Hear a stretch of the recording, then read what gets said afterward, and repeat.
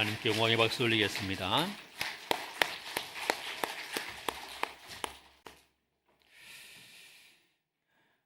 하나님의 크신 은혜가 여러분과 함께하기를 바라고, 여러분의 모든 기도와 신앙의 삶에 늘 공급하시는 하나님의 복이 충만하기를 우리 주님의 이름으로 축원합니다. 하나님께서는 그의 교회가 거룩하고 아름다운 교회가 되기를 원하십니다. 그리고 그의 교회와 그의 백성들이 날마다 하나님의 관계 속에서 은혜를 누리게 되기를 하나님께서 원하시죠. 그런데 참 이상하게도 교회와 성도들은 시간이 흘러가면 흘러갈수록 은혜 받은 것은 멀리 잊어버리고 그리고 교회 안에서 공동체 가운데서 자기의 힘을, 능력을 과시하려고 하는 그런 모습들을 보이곤 합니다. 초대교회의 역사를 보면 로마에 의해서 크게 압제와 폭압을 당하게 되죠. 그리고 그 폭압 가운데 있을 때에 교회와 성도들은 언제나 하나님 앞에 겸비하게 엎드려 기도했고, 어떻게든 하나님 말씀을 따라 성실하게 살아가기를 위해서 노력했습니다. 그리고 형제를 사랑하고 형제를 섬기고 돌보는 일에도 그 어느 때보다 열정적으로 헌신하게 되죠. 그렇게 되다 보니 국가에 박해가 있었음에도 불구하고 교회는 사람들 사이에, 성도들은 사람들 사이에 사랑을 받게 됐습니다. 그리고 오히려 그 박해 속에 교회는 큰 부흥을 이루게 되었던 것이죠. 그런데 교회 평화 시대가 도래하게 됐습니다. 콘스탄틴 대제로 인해서 기독교가 로마의 공인된 종교로 받아들여지게 되고, 또 시간이 지나서 기독교가 국교가 되어지는 그런 모습으로 발전하게 되죠. 그때부터 나타나게 된 현상들이 교회 안에 기득권자가 생겨나게 됐고 권력자들이 생겨나게 됐습니다. 추기경이라는 권력자가 생겨났고 교황이라는 권력자들이 생겨나게 되죠. 사제들은 특별히 구분된 존재로서 서 있게 됐지요. 그들은 교회에서 권력을 행사하고 그 권력을 행사하는 것으로 자기들의 이익을 삼게 되어졌습니다. 그리고 우리가 잘 아는 것처럼 종교개혁이 일어날 그 무렵에는 그 교회의 권익을 세워가기 위해서 하나님이 기뻐하지 않는 별의별 짓들을 다하는 그런 모습이 되어버리고 말았습니다. 하나님은 교회가, 하나님 백성들이 그렇게 되는 것을 결코 기뻐하지 않습니다. 언제나 하나님 백성과 교회는 거룩하고 하나님의 말씀과 뜻을 잘 순종해서 하나님께 복을 받는 그런 모습이 되기를 원하시는 것이죠. 저는 우리 교회와 성도들이 언제나 하나님께 복된 교회로 그 거룩함을 잘 유지해 갈 수 있기를 원합니다.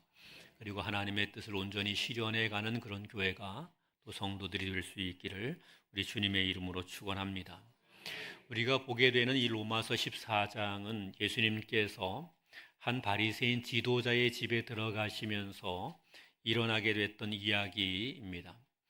그 속에 나타나는 여러 이야기들을 기록하게 되는데, 주님께서는 이 바리새인과 바리새인 집에 있던 많은 사람들에게 아주 통렬하고도 혹독한 질책을 하시게 됩니다. 그리고 그 질책을 통해서 하나님의 교회는, 하나님의 백성은, 하나님의 백성들을 섬기는 지도자는 어떠해야 된다 하는 것을 이야기하게 되는 거죠. 지난달에 우리가 이 로마서 누가복음 14장 1절부터 6절까지의 말씀을 보았습니다.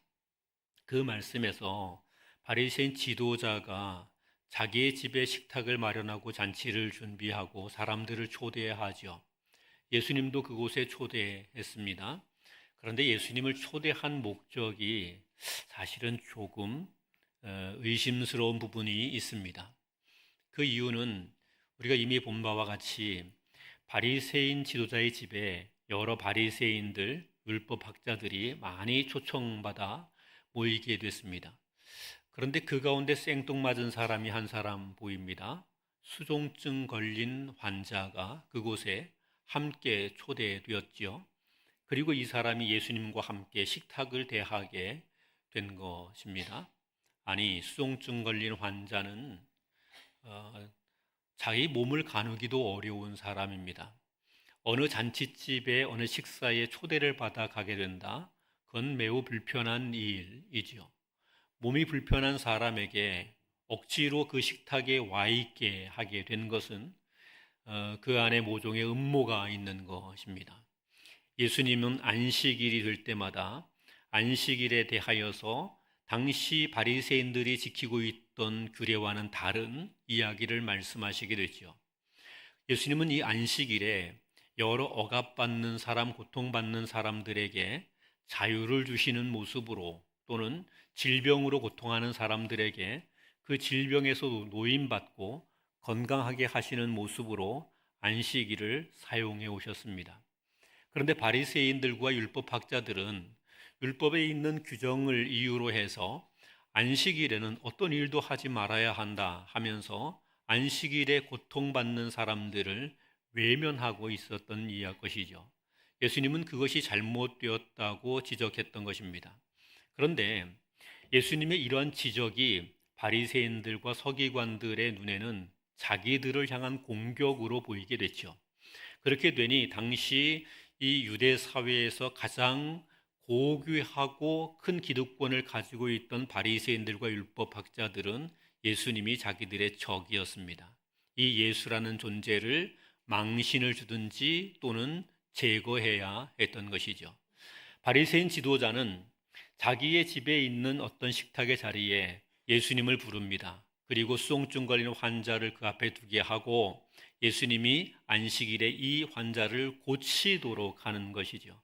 그러면서 많은 바리새인들과 율법학자들을 거기에 함께 초청해서 이들이 일시에 예수님을 비난하게 함으로 예수님에게 망신을 주고 또 예수님이 다시는 자기들에게 도전하지 못하게 하려는 이 못된 음모를 꾸몄던 것입니다. 예수님은 이것을 간파하셨지요. 그래서 그들에게 있는 그 비열함, 그것을 지적하셨습니다. 안식일에 그래 지금 수종증 걸려 고통당하는 그 사람을 억지로 여기다가 갖다 앉혀 놓으면서 나를 잡겠다고 그러는 것이냐. 사람에 대한 배려가, 환자에 대한 배려가, 고통당하는 사람에 대한 배려가 조금도 없는 이 무자비하고도 미련한 인생들이라고 예수님은 이 바리새인과 율법학자들을 꾸짖게 되신 것입니다. 안식일의 참된 의미가 무엇인지에 대해서 강력하게 이야기하면서 하나님은 안식일을 통하여 사람들에게 자유를 주기를 원했고 그들이 행복하게 되기를 원하고 그들이 평안하게 되기를 원하고 그들이 살게 하기를 원하시는데 너희는 이 안식일에 사람을 괴롭히고 사람을 죽이고 사람들을 비난하고 그것을 통해서 너희 기득권이나 챙기려고 하는 못된 놈들이다. 그렇게 예수님께서 지적하시게 된 것입니다. 그리고는 이어서 이 바리새인들과 율법학자들의 또 다른 행태에 대하여서 지적하시는데 이것이 오늘 본문에 소개되어 있는 것입니다. 그 잔치집에 예수님께서 들어가셔서 그 집에 사람들이 들어오는 사정들을 본 것입니다. 그런데 보통의 사람들은 그냥 들어오게 되면 저 낮은 자리에 앉거나 또는 낮은 곳에서 돌보거나 섬기거나 이런 일들을 하는데 바리새인하고 율법학자들은 들어오면서부터 높은 상석에 올라서 거기에 좋은 자리에 탁 앉게 되는 것이죠. 아마도 그 시대의 바리새인 율법학자 그러면 모두가 존중받는 사람들이기 때문에 대부분의 사람들은 그 행동이 당연하다 그렇게 여기게 되었던 것입니다. 아마 이런 것이겠죠. 우리 교회에서 저와 우리 장로님들이 어디 가게 되고 교인들과 함께 갔습니다. 그런데 제가 그냥 높은 자리에 딱 앉았습니다. 어느 누구도 이상하지 않습니다. 어느 누가 보아도 목사님이 당연히 거기 앉으시겠지 그렇게 생각했겠죠. 장로님들이 좋은 자리 높은 자리에 앉았습니다. 어느 누구가 봐도 당연한 것이지 이렇게 보게 된 것이죠. 그런데 예수님께서 그 모습들을 찬찬히 보시면서 비유로 이야기하시는 것입니다. 오늘 본문은 비유라고 말씀했습니다. 비유로 이야기하시는데 내가 어떤 잔치집에 갔더니 사람들이 많이 초청받아 왔더라. 그런데 사람들이 어떤 사람이 자기가 그 잔치집에서 가장 높은 자리에 가서 덜컥 앉았더라. 근데 그 사람이 거기에 앉자 그 사람을 청한 주인이 그에게 와서 하는 말이 이렇게 말하는 거야. 당신은 여기 앉으면 안 되고요. 여기 더 귀한 분이 오시기 때문에 다른 곳에 앉으셔야 됩니다. 이렇게 이야기를 하는 거지. 그러니까 그곳에 앉았던 사람이 듣고 다른 사람들도 그것을 들었는데 거기에 앉아 있는 것이 너무 부끄러워서 저 밑으로 내려가고 잠시 후에 보니까 더 귀한 분이 그 자리에 앉게 됐다 하는 이야기를 예수님께서 말씀하시는 거죠. 그리고 어떤 잔치집에 초대를 받아가든지 상석에 높은 자리에 귀한 자리에 그렇게 앉게 되면 이런 망신을 당하게 될 수 있으니 그러지 마라. 주님은 그렇게 비유로 이야기하시게 됐죠. 그런데 이 비유는 도덕적으로 좀 겸손하게 살아야 된다, 그런 말씀을 하시려고 예수님이 이 비유를 말한 것이 아닙니다. 그곳에 있는 바리새인들과 율법학자들이 들어오면서부터 건방지게 높은 자리 상석에 앉으니 단지 그것이 꼴보기 싫어서 그런 비유로 그들을 비난한 것이 그것이 아닙니다. 이 본문에 있는 이야기는 이런 겁니다. 하나님의 교회이고 성도이고 하나님의 교회를 섬기는 교회 지도자들이 어떤 존재가 되어야 하느냐에 대한 기본적인 이야기를 말하는 겁니다. 하나님의 교회, 하나님 백성인 성도, 하나님의 교회를 섬기는 지도자들, 그들은 스스로 높다고 여겨서는 안 된다 하는 말입니다. 스스로 높다고 여겨서는 안 된다. 우리는 하나님을 섬기는 자이지, 그렇죠? 우리는 하나님을 섬기는 자입니다. 우리는 하나님의 교회에서 섬기는 자입니다. 그런데 나는 높은 자다, 이런 인식을 가져서는 안 된다는 것입니다. 가끔 이런 이야기를 듣곤 합니다. 목사님들 가운데서 또 교회 지도자들 가운데서 이런 이야기를 듣습니다. 내가 어디에 갔더니 나를 이상하게 취급해서 기분이 나빴다, 마음이 상했다, 그런 이야기를 하는 말을 가끔 듣습니다. 그런데 그 이야기 이면에는 이런 것이 있는 거죠.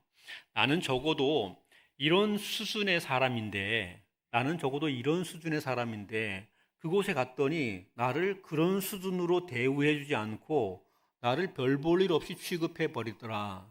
그러니까 기분이 상했다는 것입니다. 그러면 기분이 상하게 되는 근본적인 배경에는 어떤 것이 있는가 하면, 내가 나를 평가할 때에 나를 귀하다고, 높다고, 존귀하다고 평가하고 있었다는 이야기죠. 내가 섭섭하게 됐다는 말은 나는 귀한 존재라는 말입니다. 나는 그렇게 인식하고 있는 것입니다. 나를 그렇게. 교회가 목사에게 어떤 대우를 했습니다. 그런데 섭섭하다, 이렇게 말하게 될 때가 있죠. 그럼 왜 섭섭하게 되겠습니까? 목사가 스스로 생각하기에 이 정도는 대우를 해야 되는데, 그런데 그보다 못하게 하니 섭섭하다 하는 것입니다. 그럼 목사는 스스로를 어떻게 생각하고 있는 것입니까? 나는 이쯤 되는 사람이야 라고 생각하는 겁니다. 그런데 오늘 이 성경을 통해서 예수님이 하시는 말씀이 이거예요. 너 이쯤 되는 사람이야 라는 생각을 하지 말아라. 내가 스스로 높다고 여기는 그것이 바리새적이고 당시 유대 율법학자들의 모습과 똑같은 것이다, 그렇게 이야기하는 거예요. 우리가 교회 생활을 오래 하다 보면 우리가 교회 안에서 이런저런 형태의 기득권을 얻게 됩니다.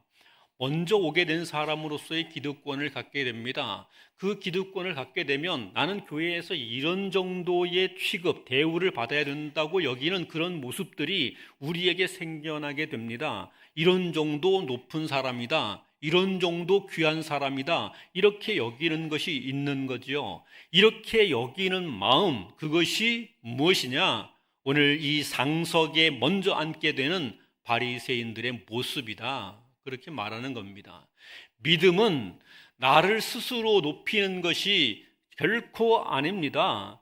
믿음은 나를 높이는 것이 아니요, 나는 섬기는 자라는 이 고백을 갖게 되는 겁니다. 이 인식을 갖게 되는 겁니다. 신앙의 인식이 그런 것이어야 하는 겁니다. 나는 교회에서 귀한 대접을 받아야 하는 이런 나는 목사요, 나는 장로요, 권사요, 안수집사요, 나는 우리 교회에서 30년, 40년, 3대, 4대를 섬긴 사람이라고 나를 높이는 것이 아니라 나는 하나님께서 섬기라고 목사로 섬기라고 장로로 권사로 안수집사로 집사로 섬기라고 나를 보내시고 부르시고 세운 자다. 내가 하나님께로 부름받음이 섬김을 위하여 부름받음이다 한 고백을 가져야 한다는 말씀을 이 말씀을 통해서 하는 겁니다. 우리가 이 사실을 기억해야 됩니다. 주님이 상석에 앉게 된 그 사람이 어떻게 되는가에 대하여 이야기하십니다. 그 이야기를 보면 이렇지요. 그에게 네 자리가 아니라고 말하죠. 네 자리가 아니라고 말하면서 그가 가게 되는 것이 어떤 것인가 하면 부끄러워서 끝자리로 가게 되었다. 그렇게 이야기합니다. 부끄러워서 끝자리로 가게 되었다. 아니, 제일 높은 상석 그 옆에도 앉을 수 있는 사람인데 제일 상석 높은 곳에 앉았다가 망신을 당하게 되니까 부끄러워서 숨어 끝자리로 가게 됐다. 이렇게 표현하죠. 이 표현은 비유로 말씀하신 것입니다. 그런데 이 표현을 다른 예수님의 비유와 견주어서 설명하면 이런 것입니다. 상석에 앉지 못하고 끝자리로 가게 된 것은 다른 비유로 말하면 바깥 어두운 곳으로 쫓겨나서 슬피 울며 이를 갈미 있게 된다는 말씀과 같은 것입니다. 우리 교회가, 우리 성도들이, 우리 교회를 섬기는 여러 사역자들과 지도자들이 내가 높다고 여기게 되고 스스로 존귀하다고 여기게 돼서 그 존귀함을 차지하려고 하고 그 기득권을 유지하려고 하고 그 기득권을 지켜가려고 하게 되면 그러면 하나님께서 어떻게 하시느냐? 우리를 주의 교회로 초대하신 하나님께서 우리를 하나님 나라로 부르시는 하나님께서 어떻게 하시게 되느냐? 초청하신 그 하나님께서 우리를 말석으로 끝자리로 바깥 어두운 곳으로 내어 보내겠다고 하시는 것입니다. 예, 우리의 신앙이 스스로 높아지는 가운데서 변질됩니다. 우리가 스스로 높아지려고 하는 행위, 그 마음을 품게 되는 행위가 무엇인가 하면요, 신앙을 버리는 행위입니다. 우리가 그것을 알아야 됩니다. 우리가 구원을 얻게 됨이 무엇으로 얻습니까? 믿음으로 얻지 않습니까? 그러면 믿음은 어떤 것인가? 내가 스스로 높은 존재라는 인식을 갖는 것이 믿음이 아닙니다. 그것을 버리게 되는 것이 믿음입니다. 그것을 버려야 믿음입니다. 그런데 내가 스스로 높다고 여겨 기득권을 차지하게 되기를 시작하면 무슨 일을 하는 것인가 하면 믿음을 버리는 행위를 하는 것입니다. 그러니 바깥 어두운 곳에서 슬피 울며 이를 갈미 있으리라 하는 그런 주님의 책망을 들을 수밖에 없는 것입니다. 사랑하는 성도 여러분, 저는 우리 교회가 계속하여 복을 누리는 교회이기를 원합니다. 우리 성도들이 하나님의 은혜의 풍성함을 누리게 되기를 원합니다. 주님께서 우리를 부르실 때에 우리를 부르시고 우리에게 베풀어 주기를 원하시는 그 모든 은혜를 우리가 충만히 가득하게 누리게 되기를 원합니다. 그러면 기억해야 됩니다. 우리가 스스로 높아지려는 마음, 스스로 높다고 인식하는 것을 버려야 됩니다. 우리 안에 높으신 분은 오직 한 분, 예수 그리스도, 우리 하나님밖에 없습니다. 우리 안에 높으신 분은 하나님밖에 없습니다. 그리고 우리는 그분의 이름으로 모두가 섬기는 자일 뿐입니다. 우리는 모두가 섬기는 자일 뿐입니다. 목사도 섬기는 자일 뿐이고 우리 장로님들도 섬기는 자일 뿐이고 권사님들도 안수집사님들도 우리 모두가 서로를 섬기는 자일 뿐입니다. 스스로 낮추어 섬기는 자가 되어야 하는 것입니다. 본문은 예수님의 교훈으로 또 이어집니다. 예수님은 이런 비유를 말씀하시면서 이렇게 이야기하십니다. 그러니 너희가 어떤 잔치집에 청함을 받아 가게 되거든 높은 자리에 앉으려고 하지 말아라. 먼저 너희는 낮은 자리 끝자리에 앉아라. 낮은 자리 끝자리에 앉으면 그러면 너를 청하였던 그 주인이 너에게 와서 너를 존귀한 자리로 안내하게 될 것이다. 너를 존귀한 자리로 안내하면 네가 그곳에서 더욱 영광되게 될 것이다. 이렇게 이야기를 하십니다. 이 말씀을 통해서 주님이 우리에게 교훈하시는 것이 이것이지요. 스스로 높다 인식하게 되면 낮은 자리에 처박히게 되지만 스스로 자기 자신을 낮다고 여기고 섬기는 자라고 여기고 섬기는 자로 낮추는 자로 살아가게 되면 우리를 그리스도의 잔치로 청하시는 주께서 그 잔치 자리에 우리를 가장 존귀하게, 가장 영광되게, 가장 아름답게, 가장 빛나게 만들어 주신다고 말씀하는 것이죠. 우리가 이 사실을 기억해야 됩니다. 하나님의 교회를 섬기다 보면 허드렛 일 하시는 분들이 있습니다. 허드렛 일을 마다하지 않고 하시는 분들이 있습니다. 쓰레기를 치우고 오물을 정리하고 남들 모르게 교회 안에서 허드렛 일을 하는 분들이 있습니다. 그런 허드렛 일을 하는 분들을 보면서 대개의 사람들은 이렇게 생각하죠. 저 허드렛 일을 하는 사람들은 낮은 사람이라고 생각을 합니다. 낮은 사람이라고. 그런데 신분이 좀 고귀하다고 여기는 분이 그 허드렛 일을 해요. 그러면 이렇게 생각을 합니다. 저 사람은 바보 같아서 저렇게 신분이 높고 지위가 높은데 저런 쓸데없는 허드렛 일을 한다. 이렇게 사람들은 생각합니다. 예, 사람들이 그렇게 말할 수 있습니다. 우리가 하나님의 교회를 섬기는 동안 온갖 허드렛 일, 남들 보기에 천한 일, 그리고 다른 사람들이 다 회피하는 일, 이런 일을 통해서 하나님의 교회를 섬기면 그러면 사람들이 그렇게 볼 수 있습니다. 예, 어리석은 사람이다, 낮은 사람이다, 천한 사람이다, 별 볼 일 없는 사람이다. 아니면 자기가 큰 힘이 있는데도 저런 짓을 하니 참 자기 권력도 제대로 못 누리는 바보 같은 놈이다. 그렇게 사람들에게 조롱을 받을 수 있습니다.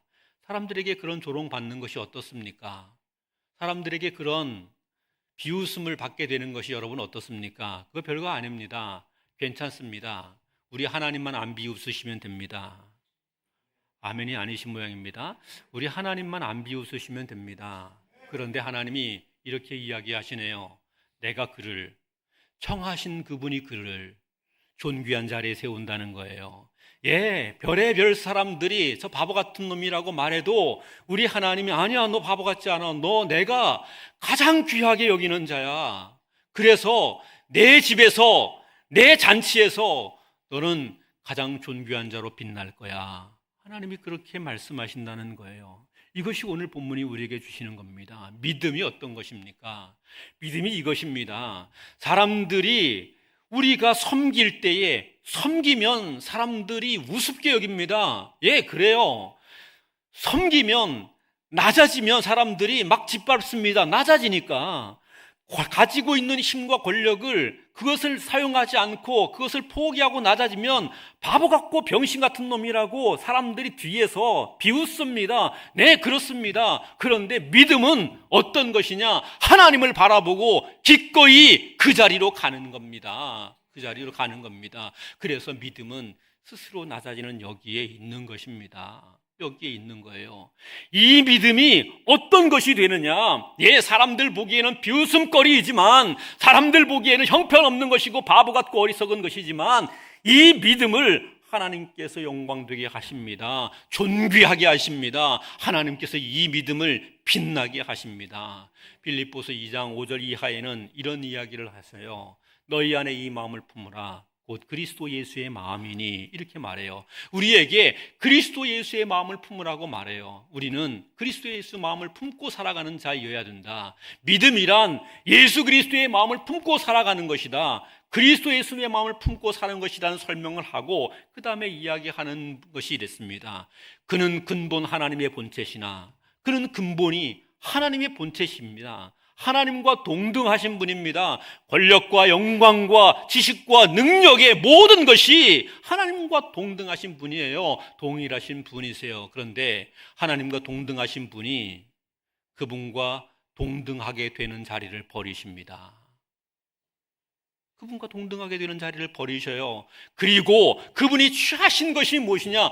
종의 형체를 취하여 사람들과 같이 되셨고 죽기까지 복종하셨음에 십자가에 죽으심이라. 세상에 이것보다 어리석은 짓이 어디에 있습니까? 이것보다 어리석은 짓이 어디 있습니까? 하나님과 동등하신 하나님이, 하나님의 하나밖에 없는 그 하나님의 아들이, 하나님께서 어떤 무엇보다도 가장 귀하게 여기시는 하나님의 독생자인 그 아들이 종의 형체를 취하여 내려오셨습니다. 종의 형체를 취하여 내려오심이 얼마나 바보 같은 짓입니까? 아니, 종의 형체를 취하여서 사람들과 같이 되신 것만도 바보 같은 짓인데, 죽기까지 복종하셨으니 십자가에 못 박혀 죽으심이라. 죄인과 같이 십자가 형벌을 받으시고 죽는 모습으로 복종하시게 됐다는 거예요. 그렇게 낮아지게 되셨다는 거예요. 그렇게 낮아졌다. 모든 사람들이 비웃었을 것입니다. 모든 권세가 비웃었을 것입니다. 예, 우리가 잘 압니다. 십자가의 길을 걸으시는 예수님께 대하여 수많은 사람이 침을 뱉고 비웃었습니다. 예수님 말씀 한마디 한마디를 조롱하며 비웃었습니다. 그렇게 비웃으심을 당했습니다. 그런데 주님은 그 비웃으심을 당하면서도 그 길을 포기하지 않았습니다. 포기하지 않고 기어이 십자가를 지고 죽으셨습니다. 낮아지며 섬기시는 분이 되셨습니다. 높고 높은 하나님의 아들이시며 하나님이시지만 낮고 낮은 죄인, 그 가운데서도 가장 낮은 죄인의 모습이 되기까지 스스로를 낮추셨습니다. 그 끝자리에 주님이 내려오셨습니다. 그때 세상은 조롱하였으되 우리 하나님은 어떻게 하셨습니까? 하늘과 땅의 모든 이름으로 하여금 예수의 이름에 무릎을 꿇게 하셨다. 하늘과 땅의 모든 이름으로 하여금 예수님의 이름 앞에 무릎을 꿇게 하셨다. 예수 그리스도를 하나님이 지극히 높여 모든 이름이 그의 앞에 무릎을 꿇게 하셨다는 거예요. 예, 이게 믿음입니다. 믿음의 승리가 거기에 있습니다. 그리스도인이, 교회가, 성도가, 교회 지도자들이 어떻게 살아가야 하느냐? 예수 그리스도처럼 자신을 낮추어 섬기는 자로 살아가야 되는 겁니다. 인자에 온 것은 섬김을 받으려 함이 아니라 섬기려 하고 많은 사람을 위하여 자기의 목숨을 대속물로 주려 함이라. 우리 주님이 그렇게 말씀하시잖아요. 주님을 따르는 믿음의 사람이 그렇게 살아야 하는 겁니다. 물론 우리에게 주어진 직책이 있습니다. 그래서 우리에게 높은 자리들도 있습니다. 우리가 존귀한 자리에 서게 되기도 합니다. 그러나 그때 그런 자리를 맡아 감당하게 되더라도 우리의 마음가짐이 어떠해야 하는가 하면, 우리의 마음가짐이 주님을 닮아 스스로 낮은 자리를 취하는 마음가짐, 이 신앙의 모습을 가져야 합니다. 그것이 믿음이고 그 믿음이 하나님 앞에 존귀하게 되는 것입니다. 사랑하는 성도 여러분, 사람들 가운데 힘을 조금 가지면 좋겠지요. 사람들 위에 조금 군림하면 좋겠지요. 그런데 그것을 취하지 마시기를 바랍니다. 사람들 가운데 조롱을 받더라도, 사람들 가운데 바보 같다는 이야기를 듣더라도 낮은 자리, 섬기는 자리로 갈 수 있기를 바랍니다. 이것이 영광의 길이고, 이것이 은총의 길이고, 이것이 주님의 길이고, 이것이 믿음으로 말미암는 구원과 승리의 길입니다. 저는 우리 교회가, 우리 성도들이, 우리 모두가 어떤 가운데 놓이게 되더라도 이 낮아짐을 포기하지 아니하여서 우리 주님으로 인하여서 영화롭게 될 수 있기를 우리 주님의 이름으로 축원합니다. 기도하겠습니다. 하나님 감사합니다.